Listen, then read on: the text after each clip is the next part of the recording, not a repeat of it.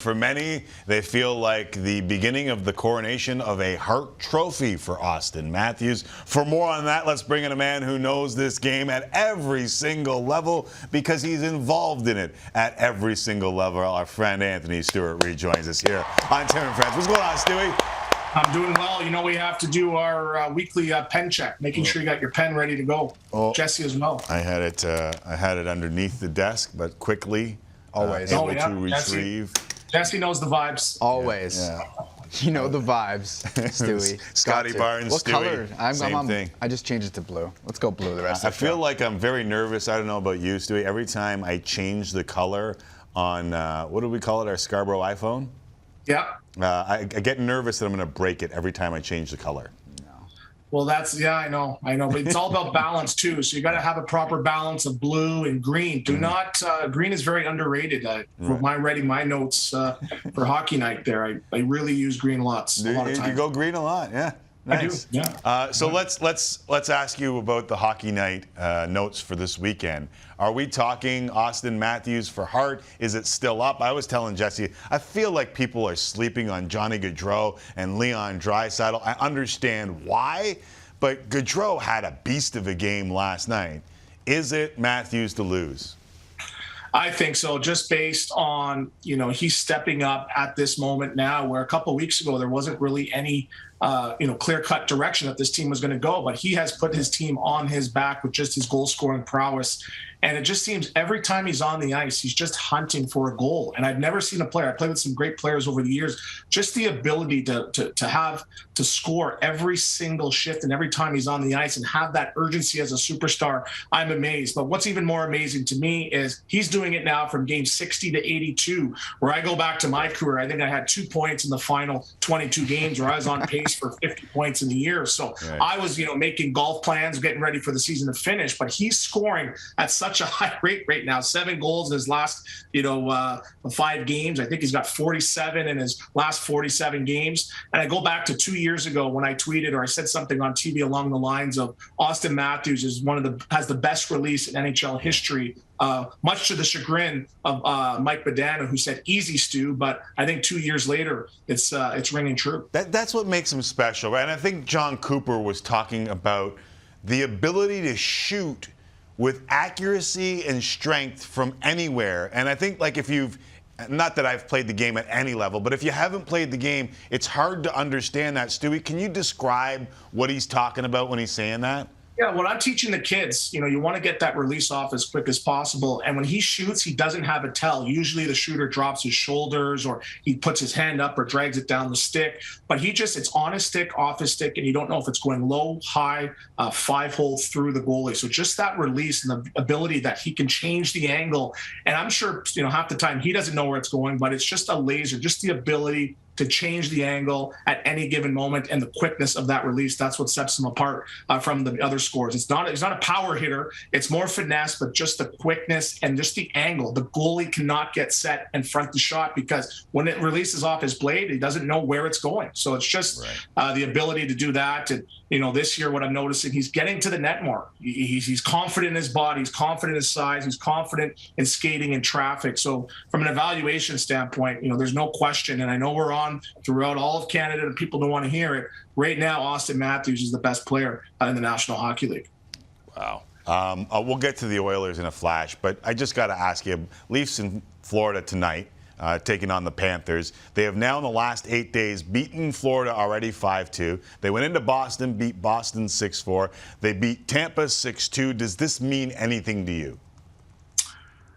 It does, and everyone talks about the playoffs, but you have to now set the tone and get as high a seeding as possible. I know you're eventually going to have to beat the Tampa Bays and the Floridas, but you want to avoid them as much as possible. So I think they want to be gunning for that top spot in the Eastern Conference. But, the Florida Panthers, they're a team that I think is going to be very, very tricky, especially in the playoffs, because they were down 6-2 the other night, and they have that never say die attitude.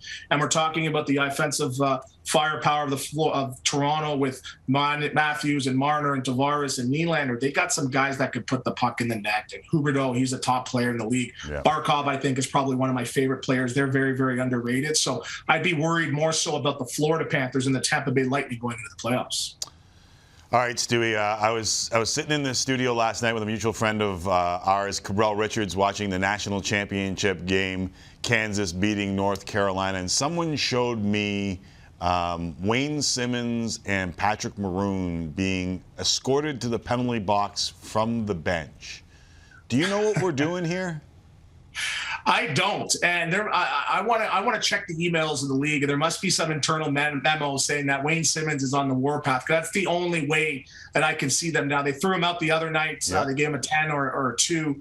But Wayne Simmonds, he's one of the few guys in the league right now that if he gets mad, he can hurt you. There's some guys that can beat you up, but Wayne Simmonds can ruin your month. He can ruin your season. So I'm sure they're doing it for the protection of some of the other players. We saw Zach McEwen here looking like he wanted to drop the gloves. I think he had better things to do than do that. So I think it's more so for the protection. But at the end of the day, you have two willing combatants. It is a contact sport. You got to let the boys go. Because what happens now when you're jumping in like this, what if one of the other guys gets loose and, he actually hurts him because he's getting held back from the refs? So I didn't really get it, but I understand what they're probably trying to do from the ref standpoint. We're going to now try to protect the game and, protect the integrity of the game. But, Wayne Simmonds, let him get his licks in, please. But I don't like you're chirping on the bench. Like even Patty Maroon after was like, I don't know where the game's going. Like in one instance you have Jay Beagle repeatedly punching Troy Terry in the face, and the officials stand to the side, and before Wayne Simmonds can even start, they're jumping in. Like, that's the consistency as a viewer, and I'm sure as a player or a former player, you must just shake your head at. Well, I'll tell you right now, if you ask Pat Maroon, would he rather fight Wayne Simmonds or just take the 10 minutes? I think he would just take the 10 minutes. And I was a guy, when I got a 10-minute, I'd be like, yes, Pat in the stats here. So that's an easy 10. There's hard 5s and there's easy 10s. I'm sure in this situation he wants the easy 10. But I understand what they're trying to do here. They don't want the game to get out of hand here. They don't want it to turn into a quote-unquote bloodbath. So I understand that they're being proactive with it, setting the tone for the game, because I think they'd rather that than somebody get really, really hurt. And that's when Wayne Simmonds is loose, he can hurt you, as I said before. All right, Stewie, just because we're in this pocket right now where I feel comfortable and I feel good, I want to go back to a story that I wanted to talk about yesterday but didn't have enough time to do it. Should Bruce Boudreau have a contract for next year? Well, we wrote songs about it. We did memes. So I know social media has spoken. Absolutely. He turned around that team season. He gave them ability to make a push for the playoffs. And most of all, he brought the fans back. They gave them something to be excited about. And Brian Burke says it all the time. You have to sell wins or you have to sell hope. And that's the one thing he did with this group. He came in and gave some hope for the future. And say what you want, a lot of these players turned around their season just based on what Patterson did and Quinn Hughes having a great season as well. Demko's playing some good hockey. He's selling that hope. So I know there's new management coming in. They want to put their touch on the organization. But if you pull the fans in Vancouver, absolutely, I think you need to give him a 3-year extension for sure. All right, so that's Boudreau. All right, Johnny Hockey last night I thought was an absolute beast in what was a big game. Agree or disagree?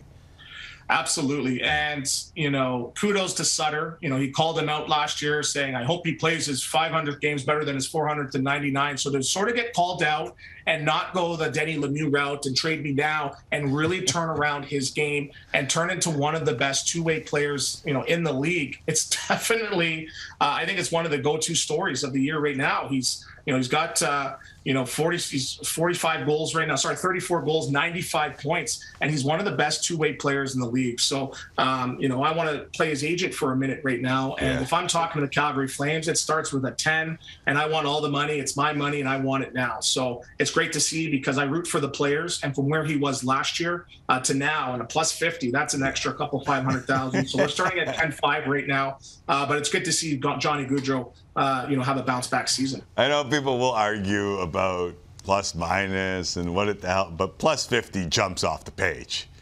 Yeah, minus 50 does too. So it's usually, it's like fitness testing. They want to know who's the best and who's the worst. So he's at the top. So it's something to talk about. So Oilers Sharks tonight, they 17-7-2 now under Jay Woodcroft. It seems like they're settling into a pretty good spot. What's been the change under Woodcroft that you've been able to see under the Edmonton Oilers?